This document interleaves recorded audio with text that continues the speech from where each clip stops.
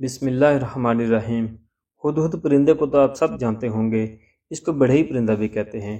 اس کی ایک لمبی باریک چونچ ہوتی ہے جس کی وجہ سے یہ اپنا گھر بہت خوبصورت بناتا ہے، کیونکہ چونچ سے یہ سوئی کا کام لیتا ہے۔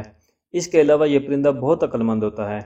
یہ حضرت سلیمان علیہ السلام کے ساتھ رہتا تھا۔ حضرت سلیمان علیہ السلام حضرت داؤد علیہ السلام کے بیٹے تھے اور اللہ تعالیٰ نے انہیں پوری دنیا کا بادشاہ بنایا تھا۔ آپ بہت نیک اور پرہیزگار تھے۔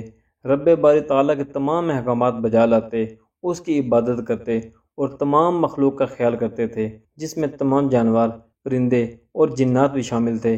آپ ان سب پر حکومت کرتے تھے، کیونکہ اللہ نے آپ کو ایسے علم سے نوازا تھا کہ دنیا میں اس وقت جتنی بھی مخلوقات تھیں آپ ان کی بولی سمجھ جاتے تھے۔ جب آپ تخت پر بیٹھتے تو بہت سارے پرندے آپ کے سر کے اوپر جمع ہو جاتے۔ اس میں ایک پرندہ ہدہد بھی تھا۔ آپ جانتے ہیں کہ یہ بہت عقل مند پرندہ ہے۔ ایک دن حضرت سلیمان علیہ السلام اپنا دربار لگا کر بیٹھے ہوئے تھے۔ عقاب پرندوں کا نگران تھا۔ آپ نے اسے کہا کہ پتہ کرو ہدہد کہاں ہے۔ اس نے اپنے جانے کی کوئی اطلاع نہیں دی۔ عقاب نے بہت تلاش کیا مگر ہدہد کا کوئی پتہ نہ چلا۔ کافی دیر کے بعد ہدہد دربار میں پہنچ گیا۔ حضرت سلیمان علیہ السلام نے اس کے غائب رہنے کی وجہ دریافت کی تو اس نے کہا کہ میں ایک ایسی چیز معلوم کر کے آیا ہوں جس کی آپ کو خبر نہیں۔ میں ملکہ سبا بلقیس کی خبر لایا ہوں، جو بہت خوبصورت اور اچھی ہے، اور اس کو وہ تمام چیزیں حاصل ہیں جن کی بادشاہوں کو ضرورت ہوتی ہے، اور اس کو ایک عظیم تخت حاصل ہے۔ حضرت سلیمان علیہ السلام نے کہا کہ اگر تو سچ بول رہا ہے تو میں ایک خط تجھے لکھ کر دیتا ہوں، اسے لے جا کر اس کے پاس ڈال دے اور ان کی نگاہوں سے چھپ کر دیکھ وہ لوگ اس خط کے بارے میں کیا گفتگو کرتے ہیں۔ ہدہد نے کہا کہ میں اس کی تعمیل کروں گا جس سے میری صداقت ظاہر ہو جائے گی۔ ہدہد وہ خط لے کر اڑا اور شہر سبا پہنچ گیا۔ وہاں پہنچ کر موقع کی تلاش میں ایک گوشہ میں چھپ کر بیٹھ گیا اور مناسب وقت کا انتظار کرنے لگا۔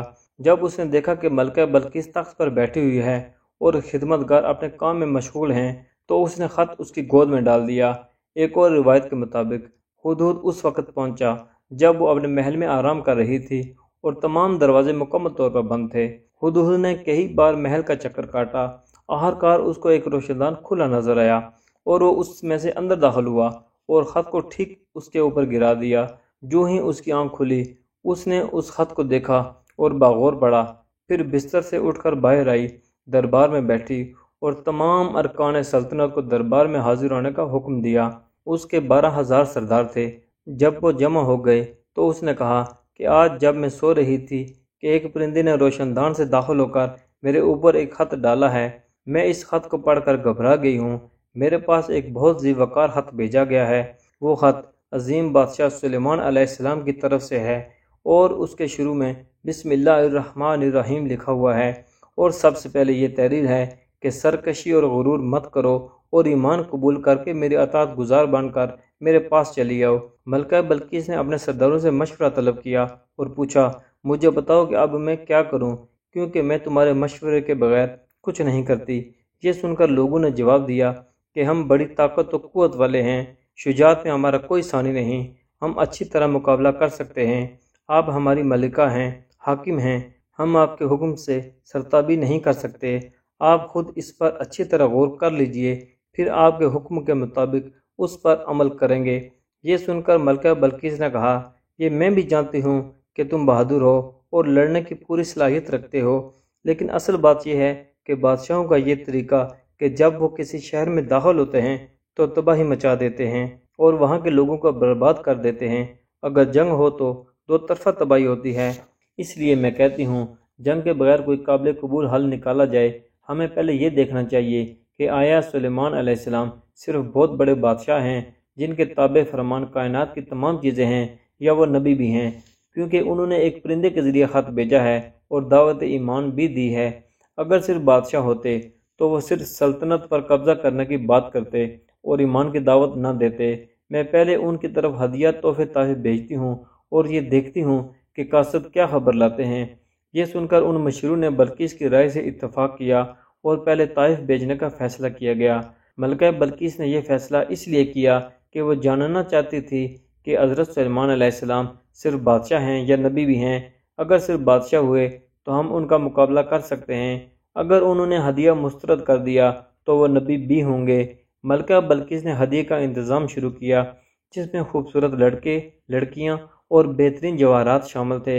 عالیشان گھوڑوں پر سوار کر کے روانہ کیے گئے۔ ان کے ہمراہ 500 سونے کی اینٹیں اور ایک جواہرات کا بنا ہوا صندوق بھیجا گیا، جس میں ایک بہت بڑا موتی رکھا گیا، اور ایک موتی ایسا رکھا گیا جس میں ٹیڑھا سوراخ تھا، اور ایک عظیم قسم کا تاج بھیجا۔ مشک و عنبر کافی تعداد میں ہمراہ بھیجا۔ یہ لوگ جب تمام سامان لے کر روانہ ہونے لگے تو اس نے ایک خط لکھ کر دیا، جس میں تحریر کیا کہ اگر آپ نبی ہیں تو صندوق کھولنے سے پہلے بتا دیجئے کہ اس میں کیا ہے، اور موتی کا سوراخ صحیح کر دیا جائے۔ سامان کے ساتھ ملکہ بلقیس نے منذر بن عمر کو روانہ کیا اور کہا کہ اس بات کا خاص دھیان رکھنا کہ وہ تم سے کس طرح ملتے ہیں۔ اگر نہایت خندہ پیشانی سے ملے تو سمجھ لینا کہ نبی ہیں، اور اگر تکبر و نخوت سے ملیں تو سمجھ لینا کہ بادشاہ ہیں۔ ادھر منذر بن عمر روانہ ہوا، ادھر ہدہد نے حضرت سلیمان علیہ السلام کو تمام حالات سے باخبر کر دیا۔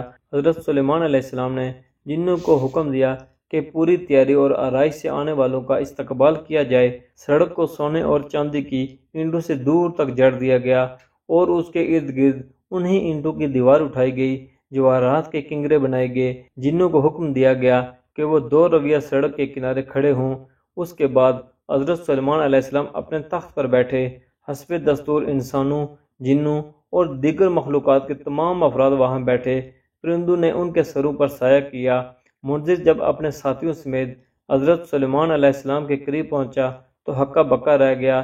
اتنی شان و شوکت کا تو اس نے تصور بھی نہیں کیا تھا۔ حضرت سلیمان علیہ السلام نے بڑی خندہ پیشانی سے اس کا استقبال کیا۔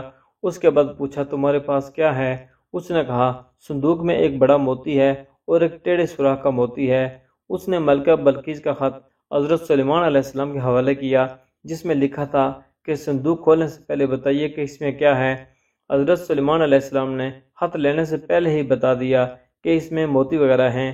پھر آپ نے بلقیس کے سوال کے مطابق لڑکے اور لڑکیوں کی وضاحت کر دی۔ اس کے بعد صندوق کھول کر موتی نکلوایا، اور ایک کیڑے کو جو دیمک تھی حکم دیا کہ اس موتی میں سیدھا سوراخ کر دے۔ اس نے ایک صاف ستھرا سوراخ کر دیا جس میں بآسانی دھاگا ڈالا جا سکتا تھا۔ پھر دوسرا موتی منگوایا جس میں سوراخ ٹیڑھا تھا۔ آپ نے ایک چیونٹی کو حکم دیا کہ اس میں دھاگا پرو دے، چنانچہ اس نے منہ میں دھاگا لے کر اس میں سے گزرتے ہوئے پرو دیا۔ قرآن پاک میں ہے کہ حضرت سلیمان علیہ السلام نے بلقیس کے بھیجے ہوئے ہدیے کو واپس کرتے ہوئے کہا کہ خدا نے جو کچھ مجھے دے رکھا ہے وہ اس سے کہیں بہتر ہے جو تم لائے ہو۔ حضرت سلیمان علیہ السلام نے منذر سے کہا، بلقیس سے کہو میری اطاعت قبول کر لے، ورنہ میں ایک لشکر جرار لے کر آؤں گا اور اسے شکست ہوگی۔ منذر بن عمر حضرت سلیمان علیہ السلام کا جواب لے کر بلقیس کے پاس واپس آیا اور تمام حالات سے آگاہ کرتے ہوئے کہا کہ حضرت سلیمان علیہ السلام کا جاؤ حشم اور شان و شوکت ایسی ہے کہ آپ تو کیا دنیا میں کوئی ان کا مقابلہ نہیں کر سکتا، نہ ان کی فوج کے مد مقابل کوئی آ سکتا ہے۔ ہماری بھلائی اسی میں ہے کہ ان کی اطاعت قبول کر لی جائے۔ تمام حالات و واقعات سننے کے بعد بلقیس کو یقین آ گیا کہ وہ دنیاوی بادشاہ نہیں بلکہ اللہ کے نبی ہیں، اور پھر بہت سوچ بچار کے بعد ایک دانا مشیر کے ذریعے اطاعت قبول کرنے کا پیغام بھیجا اور حاضری کی اجازت چاہی۔ اس کے بعد لشکر کی روانگی کی تیاری شروع کر دی۔ اس سے پہلے بلقیس نے اپنے عظیم الشان تخت کو 7 آہنی کمروں میں بند کر کے کنجیاں اپنے پاس رکھ لیں اور ان فولادی دروازوں پر زبردست پہرا لگا دیا۔ پھر اپنے ہمراہ 12,000 سرداران لشکر لے کر سفر پر روانہ ہوئی۔ حضرت سلیمان علیہ السلام تک یہ اطلاع پہنچ چکی تھی کہ ملکہ بلقیس آج پہنچ جائے گی۔ حضرت سلیمان علیہ السلام نے اپنے تمام درباریوں کو حاضر ہونے کا حکم دیا اور فرمایا کہ آج ملکہ بلقیس پہنچ جائے گی۔ اے گروہ جن و انس، تم میں سے کوئی ایسا ہے جو اس کے عظیم الشان تخت کو اس کے پہنچنے سے پہلے میرے دربار میں حاضر کر دے؟ کئی مشیروں نے اپنی خدمات پیش کیں، مگر یہ کام حضرت سلیمان علیہ السلام کے ایک وزیر آصف بن برخیہ نے خدا کے حکم سے بذریعہ اسم اعظم کیا جو انہیں عطا ہوا تھا۔ تخت دیکھتے ہی حضرت سلیمان علیہ السلام خوش ہو گئے اور کہنے لگے، یہ میرے خدائے قادر کا فضل و احسان ہے۔ تخت بلقیس کا آنا قوت بشرہ سے نہ تھا بلکہ قوت ربانی سے تھا۔ آصف بن برخیہ پیغمبر کی اولاد سے تھے اور حضرت سلیمان علیہ السلام کے وزیر، جنہیں کتاب کا بھی علم تھا اور ایک اسم اعظم بھی معلوم تھا جس کے ذریعے کام کرتے تھے۔ ملکہ بلقیس کے پہنچنے سے پہلے حضرت سلیمان علیہ السلام نے ایک عظیم الشان شیشے کا محل تیار کروایا جو بے مثل تھا۔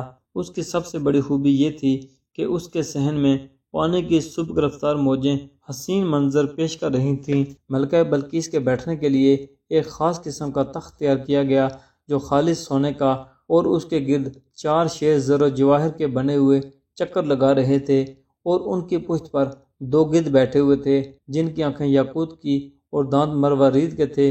گلپاشی کے لیے حسین مجسمہ تیار کیا گیا تھا۔ تخت کے کنگرے پر 2 بڑے مرغ پر پھیلائے اور تخت کے چاروں کونوں پر جواہرات سے مزین دلکش مور بنے ہوئے تھے۔ شیشے کے اس محل میں اس عظیم الشان تخت کے سامنے بلقیس کا تخت بھی رکھ دیا گیا۔ بلقیس جب اس محل میں داخل ہوئی تو وہیں رک گئی۔ وہ سمجھی کہ اس میں پانی بھرا ہوا ہے۔ حضرت سلیمان علیہ السلام نے جب یہ ماجرا دیکھا تو کہا کہ اندر چلی آؤ، پانی شیشے کے نیچے ہے۔ بلقیس تخت سلیمان پر بیٹھنے کے بعد اپنے تخت کی طرف متوجہ ہوئی اور بار بار اسے دیکھنے لگی۔ حضرت سلیمان علیہ السلام نے اس سے پوچھا، کیا تمہارا تخت بھی ایسا ہی ہے؟ اس نے جواب دیا، یہ گویا بالکل ویسا ہی ہے۔ میں تو پہلے ہی آپ کا لوہا مان چکی ہوں اور دل سے آپ کے اطاعت قبول کرتی ہوں اور آئندہ کسی غیر اللہ کی پوجا نہیں کروں گی۔ اب میں سلیمان علیہ السلام کے ساتھ سارے جہانوں کے پروردگار پر ایمان لائی ہوں۔ اس طرح بلقیس کے ساتھ آنے والے تمام سردار ایمان لے آئے۔ ملکہ بلقیس کے مسلمان ہونے کے بعد حضرت سلیمان علیہ السلام نے ان سے نکاح کر لیا اور انہیں اجازت دے دی کہ وہ یمن جا کر بدستور امور سلطنت چلاتی رہیں۔